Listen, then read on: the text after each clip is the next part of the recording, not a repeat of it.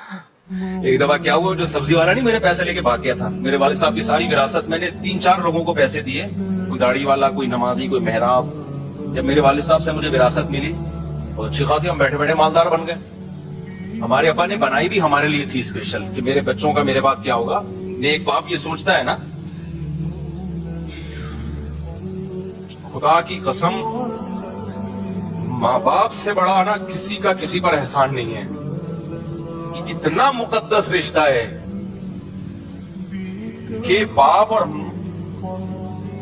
ماں جو ہے نا وہ اپنے آپ کو کھلا کے اولاد کے لیے فکر کرتے ہیں, اور آج یہ اولاد ماں باپ کی قدر نہیں کرتی. مجھے جب پتا چلتا ہے نا فلاں نے اپنے باپ کے سامنے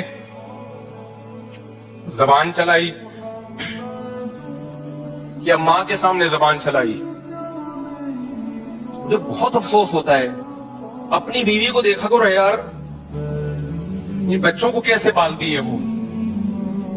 چھوٹا بچہ 1 سیکنڈ کے لیے ماں کی جدائی برداشت نہیں کرتا. آپ بچپن میں ماں کے اتنے محتاج تھے, 1 سیکنڈ کے لیے ماں کی جدائی برداشت نہیں ہوتی, چپتا رہتا ہے ماں کے ساتھ, ایسے چیختا ہے. اور بڑے ہو کر کیسے بولتا ہے, بڑے ہو کر کیسے بولتا ہے. سوچ نہیں سکتے آپ ماں باپ کے کتنے احسانات ہیں, بھول جاتا ہے انسان.